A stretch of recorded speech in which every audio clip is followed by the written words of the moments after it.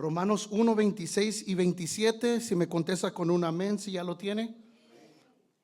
Dice la palabra del Señor de esta manera, en el nombre del Padre, del Hijo y del Espíritu Santo.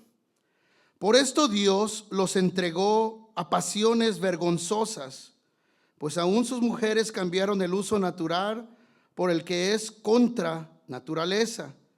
Y de igual modo también los hombres, dejando el uso natural de la mujer, se encendieron en su lascivia unos con otros, cometiendo hechos vergonzosos hombres con hombres, y recibiendo en sí mismo la retribución debida a su extravio.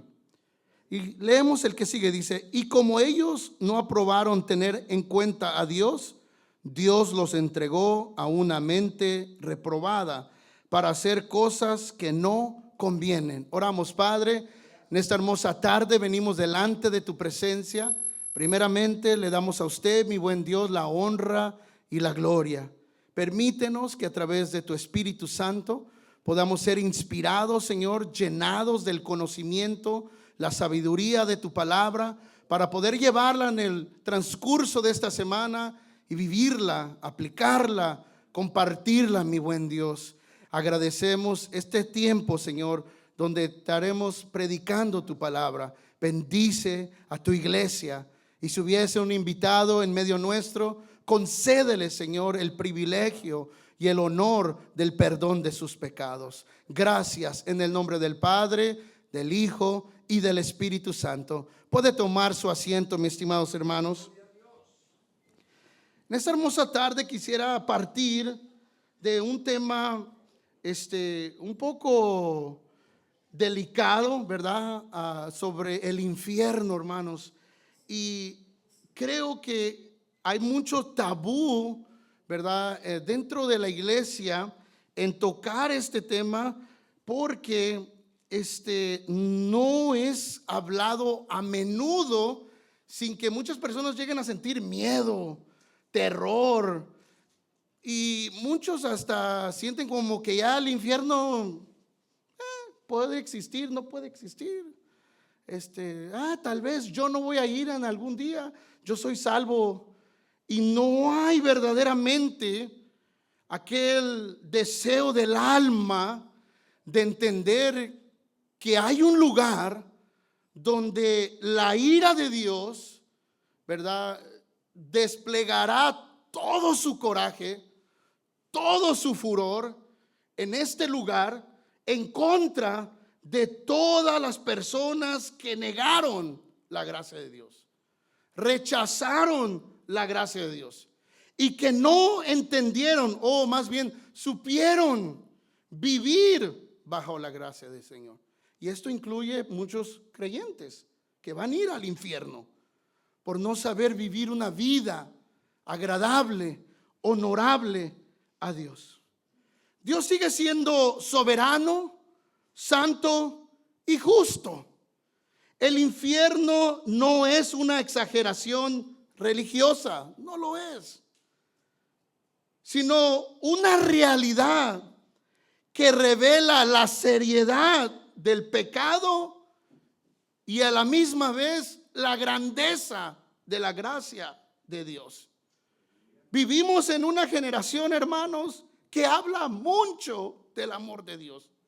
Demasiado habla usted del amor de Dios, pero muy poco de la santidad de Dios.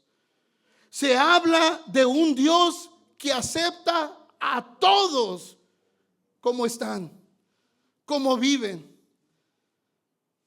pero rara vez se habla de un Dios que juzga el pecado, y mayormente el de sus hijos, el de su iglesia, el de su pueblo. La cultura moderna ha intentado redefinir la verdad moral. Estos pasajes, poco extraño que yo los escoja. Usted puede decir, no tiene nada que ver con el infierno, pero en su contexto es una de las cosas morales que se vivió a más de 2000 años y que en el tiempo presente se sigue observando. Somos testigos que la sociedad lo sigue practicando. la homosexualidad y el lesbianismo. Y hay cristianos que tienen miedo a tocar esos temas. No saben su postura religiosa en estos temas. Hay cristianos que dicen: yo amo a todos y los acepto y voy a estar con ellos en el cielo. Y no es así, porque Dios no es mentiroso. Y muchos redefinen esa verdad moral. Lo que antes es considerado pecado, ahora es celebrado en las iglesias. Hay iglesias gay, mis hermanos, homosexuales, pastores, pastoras lesbianas, congregaciones enteras con el arco iris, danzando y celebrando a Dios a su manera, promoviendo y hasta exigiendo respeto de la misma iglesia que Cristo salvó. Demandan, quieren robar la santidad que Dios ha pedido de la iglesia. Primera de Romanos, capítulo 1 de Romanos nos muestra cómo una sociedad puede alejarse de Dios hasta el punto de llamar lo bueno malo. Hasta ese punto hemos llegado. Y quiero invitarles a una cita para fortalecer este mensaje que se encuentra en Deuteronomio 32, versículo 21 y 22. Y de ahí parto para poder examinar, mi hermano, cómo el pueblo de Dios siempre está al frente de estos temas encendidos, mi hermano. Siempre estaremos al frente de ellos. Somos los que damos la dirección a través de la palabra del Señor. ¿Cuál es el camino correcto? El mundo no sabe cuál es, pero la iglesia de Cristo conoce y sabe y puede declarar con toda confianza cuál es el camino correcto. Deuteronomio 32, 21 nos dice de esta manera: ellos me movieron a celos con lo que no es Dios. Me provocaron a ira con sus ídolos. Yo también los moveré a celos con un pueblo que no es pueblo. Los provocaré a ira con una nación insensata, porque fuego se ha encendido en mi ira y arderá hasta las profundidades del Seol. Devorará la tierra y sus frutos y abrazará los fundamentos de los montes. Moisés estaba en este canto refiriéndose a Israel, el pueblo adquirido por Dios, rescatado por Dios.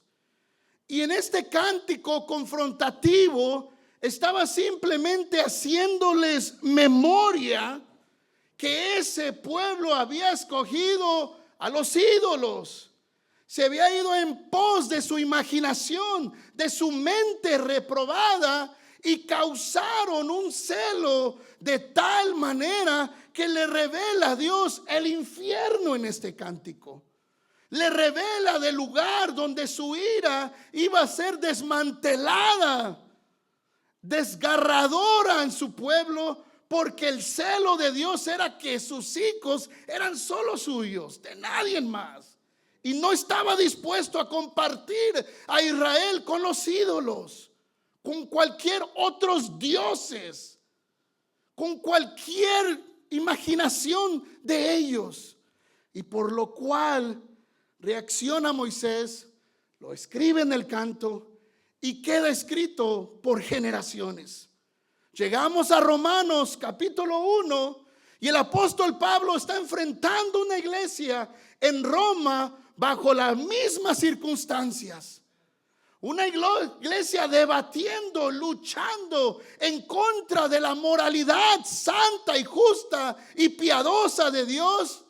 Y una sociedad que no quiere nada que ver con lo santo de Dios. ¿Cuántos alaban a Dios? La ira divina no es un arranque emocional como el nuestro. Cuando se enoja a Dios no es como se enoja como nosotros. A usted y a mí se nos quita, a Dios no se le quita tan fácil. A usted y a mí se nos baja con un cafecito y un pan. A Dios no tan fácil, hermano. Cuando se enoja a Dios, Él visita a la tercera y la cuarta generación de maldición. Cuando Dios se encela con alguien, hermano, le hace ver verdaderamente cuánto usted le pertenece a Dios. Por más que usted quiera vivir alejado, por más que usted no obedezca, Dios en su gracia y su misericordia, en sus lazos de amor, sigue lanzando su celo, su amor, su perdón, su misericordia para alcanzar su vida y que no se pierda en el infierno. Este es un Dios bueno. Usted y yo no somos buenos. No basta una acción de alguien para molestarnos, ya no hablarle.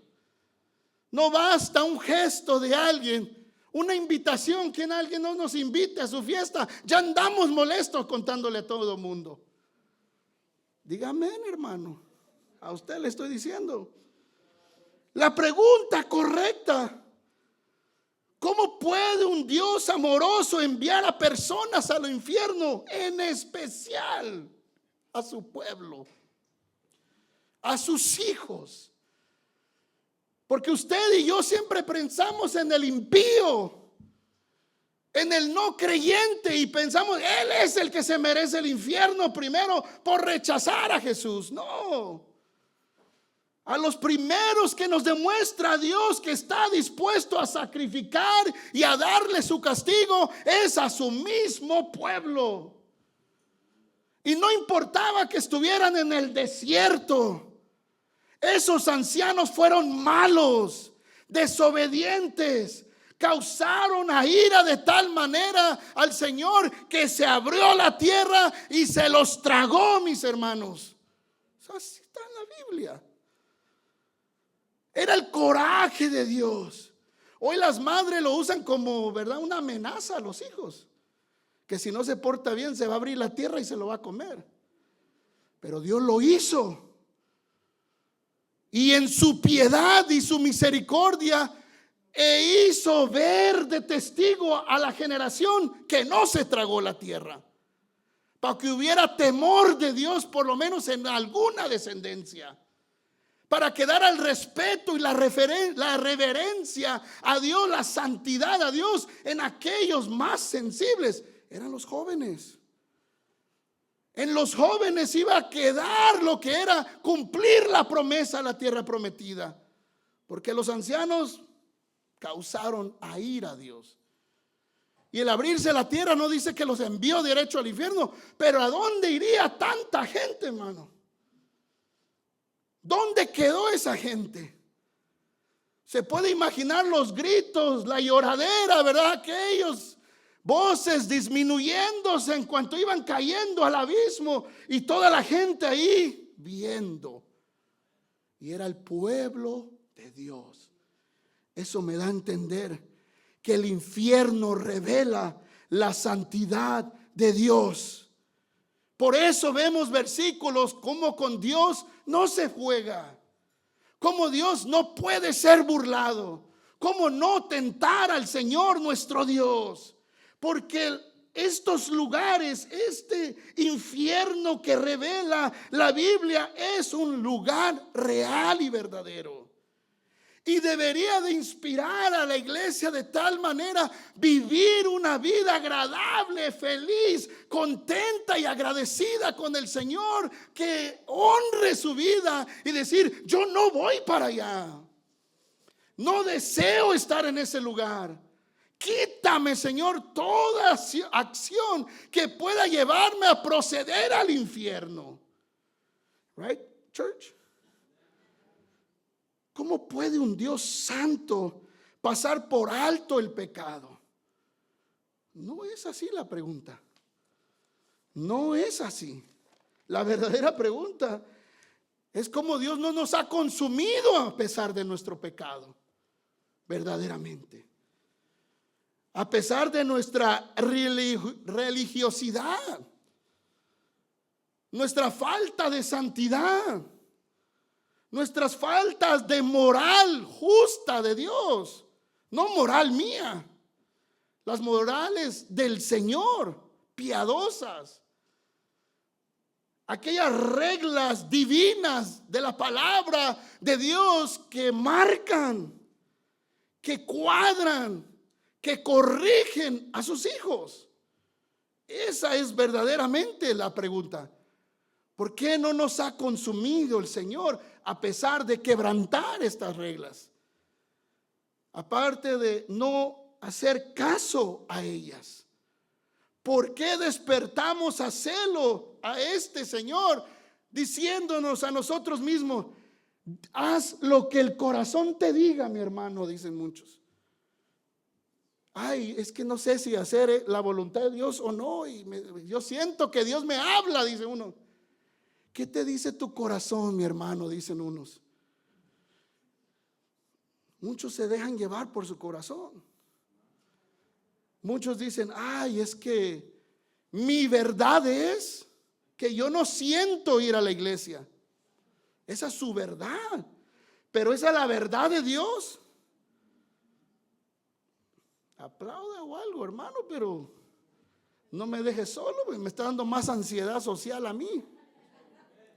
Yo estoy más nervioso, estoy sude y sude porque los miré tan lindos adorando al Señor. Y dije: qué mensaje, Señor. Pero llegué a sentirse, es que el infierno no es para mi pueblo. El infierno es para todo aquel que rechaza el evangelio, que no quiere parte con este Dios tan bueno y misericordioso. Para ellos merecido es el infierno, porque han escogido por voluntad propia ir a ese lugar, y esa es la condenación. Dijo Jesús en Juan 3:17: rechazar al Hijo de Dios, estas personas ya fueron condenadas por sus propias acciones. Pero no la iglesia, porque se supone que la iglesia ha procedido al arrepentimiento, ha venido a hacer obras de justicia, ha encontrado a un Dios santo, santo, santo, a un Dios perfecto, a un Dios amoroso, a un Dios misericordioso, que nos permite ser inspirados de tal manera y decir: me rescató del infierno, no quiero volver a regresar a ese lugar.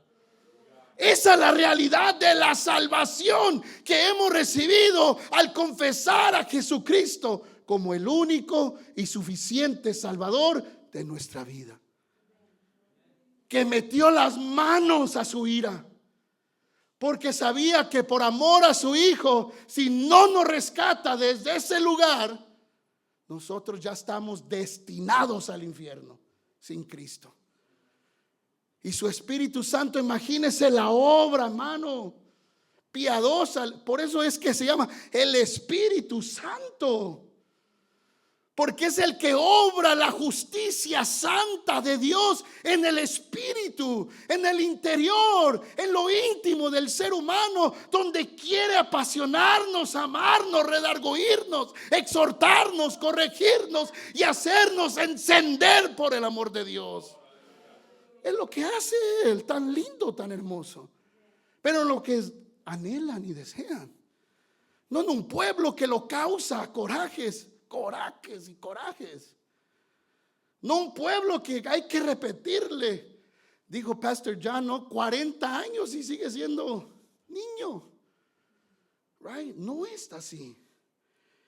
Porque el pecado tiene consecuencias eternas. Y la eternidad ya es hoy, hermano, es la noticia.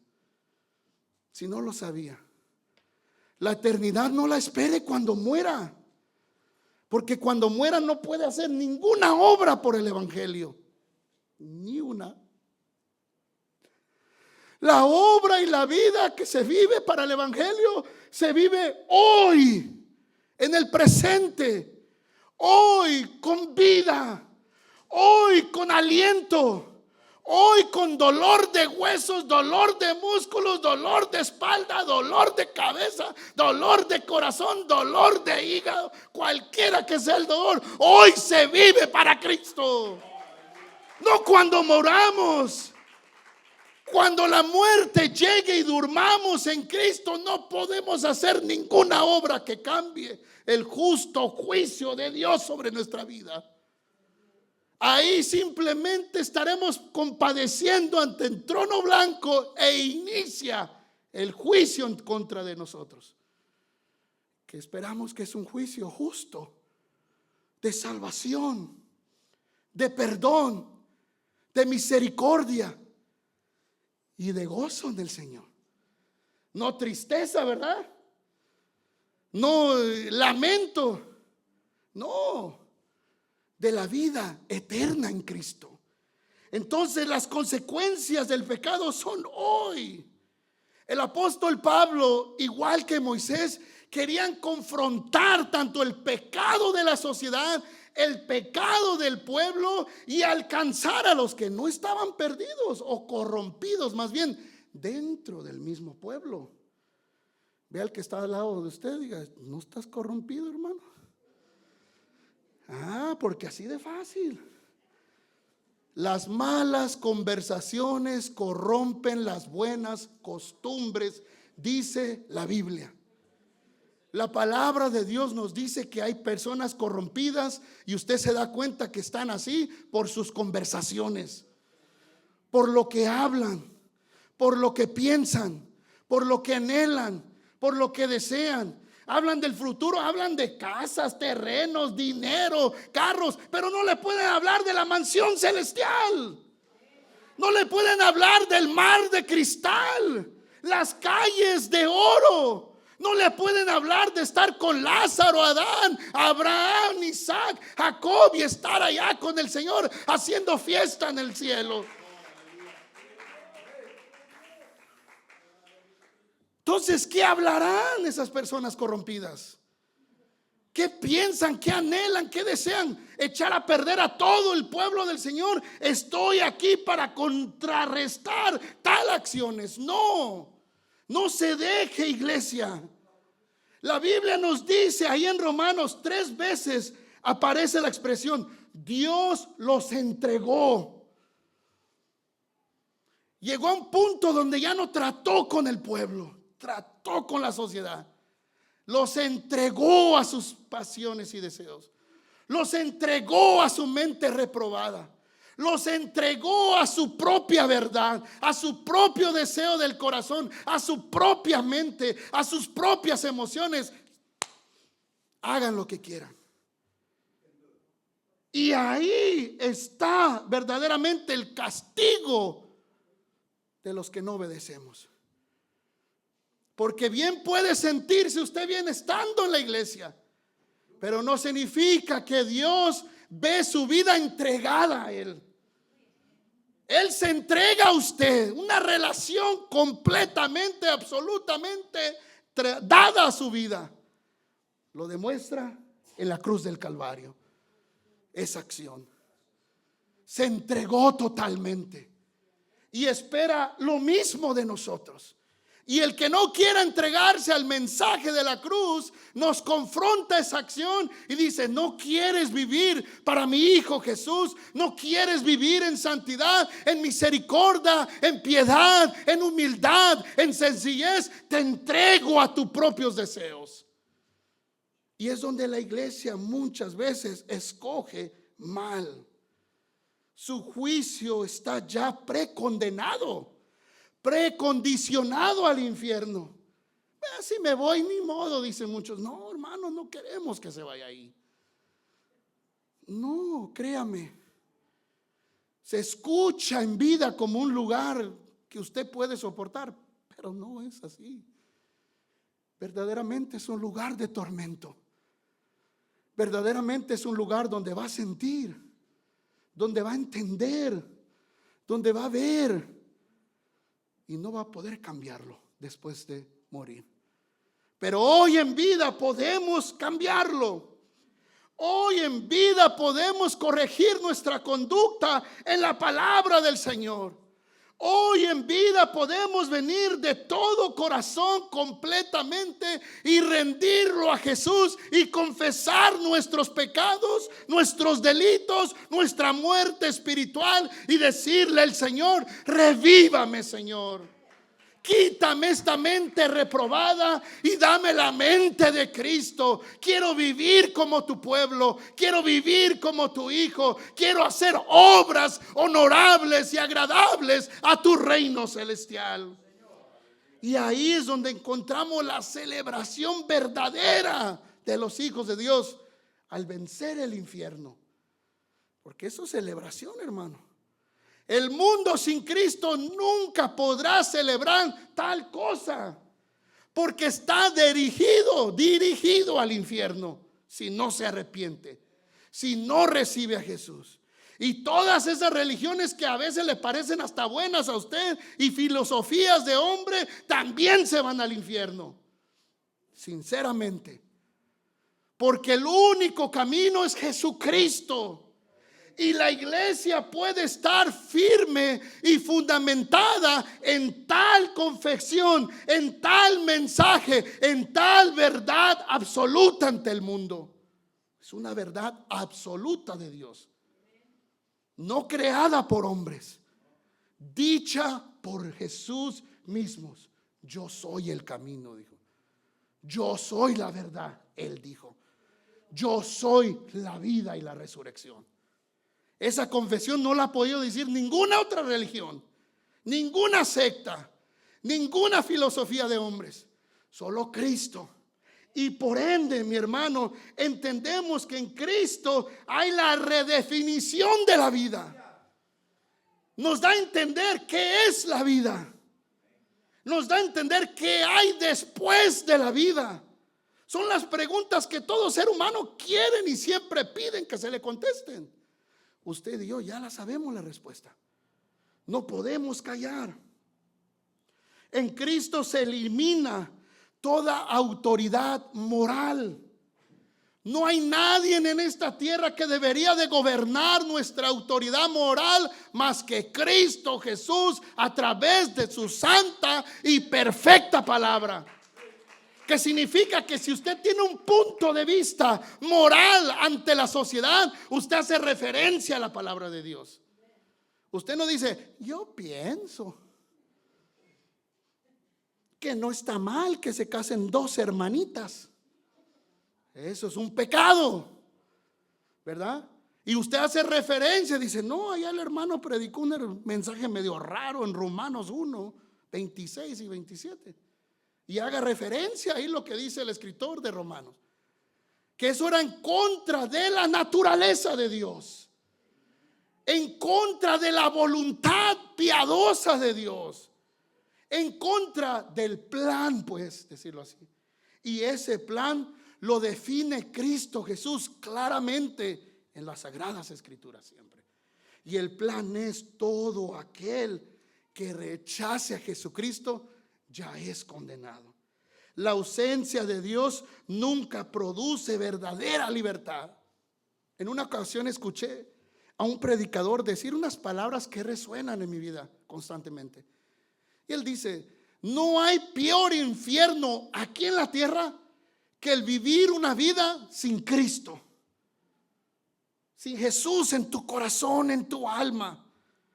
Y usted y yo, que hemos cometido errores, hermano, le hemos fallado a Dios, hemos ofendido a Dios, entendemos ahí, cuando nos arrepentimos y venimos ante este altar, ante un Dios tan bueno, para darle nuestras excusas, nuestra confesión, cuán verdadero es tomar malas decisiones ante Dios.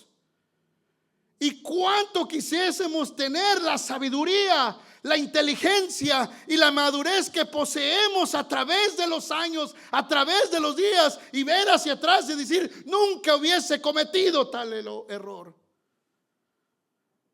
Y hoy en Cristo Jesús, con la madurez, con la inteligencia, con la sabiduría que Él ha derramado sobre nuestra vida, tenemos que luchar por vivir una vida piadosa y santa y agradable al Señor, para no seguir cometiendo tales errores, pecados que nos pueden llevar como creyentes al infierno. Y esa es la verdad. Porque el pecado produce esclavitud y no libertad. La esclavitud te lleva encadenado y el final es el infierno. Sufres doblemente. Aquí en la tierra sin Cristo, esclavo del pecado, mueres sin Cristo y sufrirás la vida eterna en el infierno. Y esa esclavitud, mi hermano, se ve en las familias creyentes, depresión. La depresión no solo le llega al impío y al incrédulo, llega a las familias cristianas también. Porque no han sabido vivir una vida moral y correcta delante de Dios. Hay familias con el vacío de Dios en sus vidas. No están tocando las alabanzas. No cantan las alabanzas.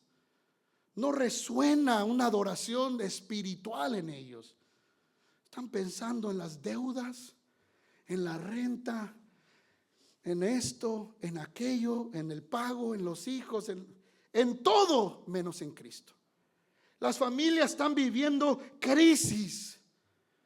Papá haciendo el trabajo de mamá, mamá haciendo el trabajo de papá, los hijos haciendo el trabajo de los dos. Porque ahora quien regaña en la casa son los hijos. Crisis. Right? Ahora el que deja callada a mamá siempre es la hija, que se cree muy inteligente, se cree muy sabia, se cree que porque paga el bill ya lo puede todo. No es así. Porque en la autoridad de Dios, hijos, no sean así con sus padres. Padres, no exasperéis a vuestros hijos. Right? So la Biblia es, ¿verdad?, esa guía moral. Y no puede hacer así como le digo. Porque entonces vienen las rupturas, los rechazos, donde la hija se va, el hijo se va y ya no le habla, ya no le importa mamá o papá.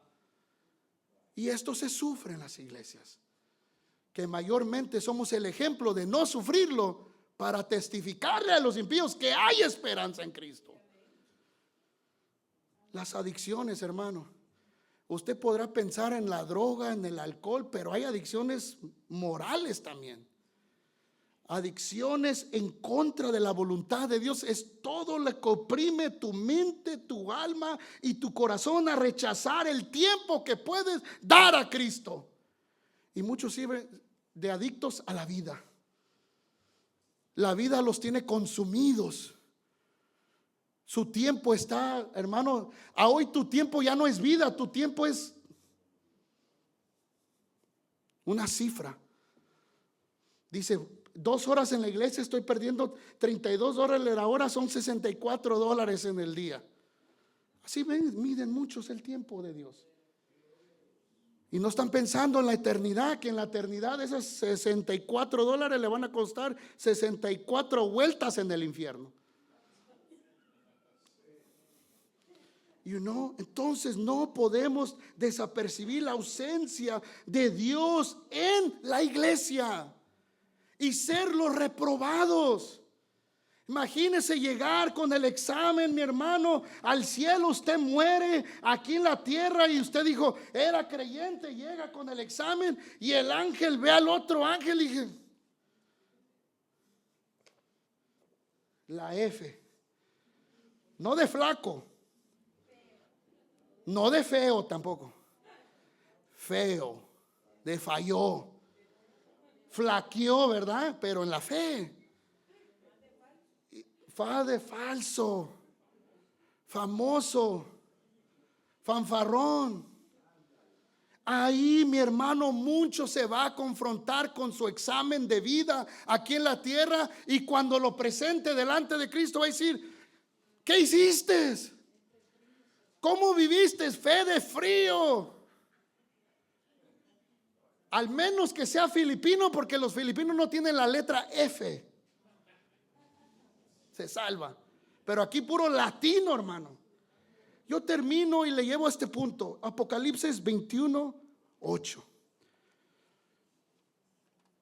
Y el escritor de Apocalipsis nos lleva a la verdadera realidad de hoy los hijos de Dios y los hijos que no son de Dios. Apocalipsis 21:8. Voy a leer el contexto, el 7 dice: el que venciere heredará todas las cosas, y yo seré su Dios, y él será mi hijo. Pero los cobardes e incrédulos, los abominables y homicidas, los fornicarios, los hechiceros, los idólatras y todos los mentirosos tendrán su parte en el lago que arde con fuego y azufre, que es la muerte segunda. La buena noticia es que solo Cristo puede rescatarnos de ese lugar de fuego y azufre. Y es algo del cual celebrar, es algo de que aplaudirle al Señor, darle las gracias al Señor, que puedo reconocer que existe tal lugar. Pero la Biblia me dice: aquel que creyere heredará la vida y heredará a Dios y heredará todas las cosas que Dios ha planificado para ellos. Esa es una bendición. Esa es una promesa vigente en este momento, de la cual somos participantes todos los que estamos escritos en el libro de la vida. Y todos los que no estamos escritos van para el lago de fuego y azufre. Y Dios nos revela dos cositas pequeñas: la herencia de los hijos de Dios y la inmensidad del infierno para todos sus habitantes. Inmensidad porque es más lista, la lista es más grande de los que van al infierno que los que van al cielo. Para el cielo solo se requiere ser un buen hijo, un hijo de Dios, un hijo de Dios. Qué requisito tan bueno, tan sencillo. ¿No le parece a usted hasta injusto decir: tan poco pides Dios de mí? ¿Y usted cuánto pide de Dios? Y Él pide una cosa en este versículo, esta porción. Y usted y yo, ¿cuánto no pedimos a Dios? Si el infierno no fuera serio, Jesús no habría que tenido morir en la cruz del Calvario. Pero porque el infierno es real, ese sacrificio es real. Porque la ira, el celo santo de Dios es real. Sobre el Hijo de Dios cayó real. Porque todo el que vive el abandono de Dios, el rechazo de Dios, el coraje de Dios, es real ese Dios que se enoja, fuego consumidor. Ahí está el ejemplo. Padre, ¿por qué me has abandonado? Algo tan pequeño lo podemos ver solo en las 7 palabras, pero tiene más significado verdaderamente el lugar de tormento. Para los cristianos debería de ser el punto de partida teológico para compartir el mensaje de la salvación de Dios, porque desde ese lugar partimos en la salvación, que nos ha salvado de no ir al infierno. Nos ha rescatado de nunca tener que vivir en tal lugar. Y borra el libro de las personas que van a ir a ese lugar y dice al ángel: ponlo ahí en el libro de la vida eterna. Uno menos. Y ahí está usted y yo, que solo tenemos que vivir como hijos. Tenemos que aceptar al Hijo, seguir el ejemplo del Hijo, las enseñanzas del Hijo, la sabiduría y nobleza y humildad y sencillez del Hijo. Yo termino con una reflexión que compartí con la escuela dominical hoy. Me impactó a mí más, creo que a ellos, pero les dije: imagínense que ahorita en este momento todos nos tenemos que quitar los zapatos, los calcetines, hermano, y el Señor está a punto de lavarnos a todos los pies ahorita. Los jóvenes se cohíben rápido, dicen: no, ¿verdad? Un cristiano maduro ya no lo ve así, ¿verdad? Entiende tal obra de nuestro Señor, el limpiar los pies de sus discípulos. Pero, iglesia, a lo que quiero llegar, a su espíritu, es: necesitamos que el Señor nos limpie los pies, ¿verdad? Necesitamos verdaderamente ver que desde ahí partimos el vivir el evangelio, compartir el evangelio, anunciar el evangelio y ser participantes y coherederos de este santo evangelio. Y ahí están los pies más, ¿verdad?, ejemplares de nuestro Señor Jesucristo, partiendo desde aquella mujer que enjugó con sus lágrimas sus pies, que los secó con sus cabellos y que dio todo, hermano, su pudor, su perfume, sus ganancias, no le importó nada. Era partir desde ese momento una vida para Cristo.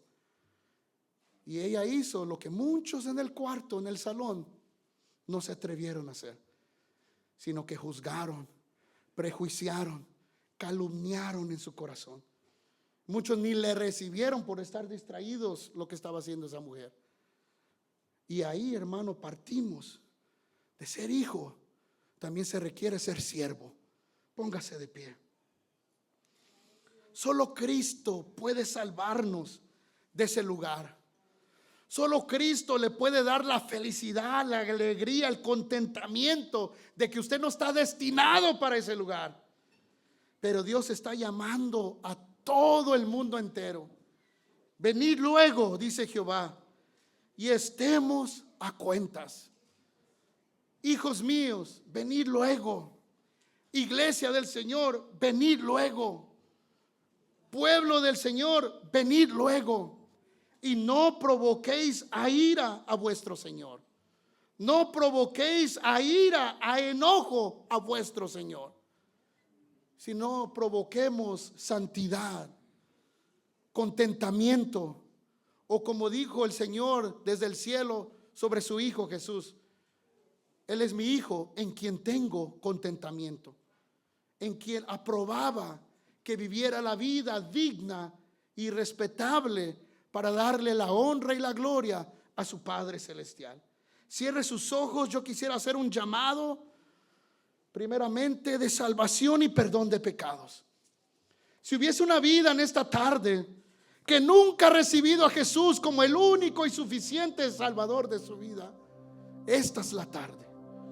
El mensaje del infierno y el poder de Dios se ha predicado para darte esperanza, para darte aliento, para apasionar tu corazón a vivir una vida entregada como un hijo de Dios. Porque tú, mi hermano, tú, mi hermana, eres un hijo de Dios. Y no es por lo que hemos hecho, es por lo que Él, nuestro Señor Jesucristo, ha hecho.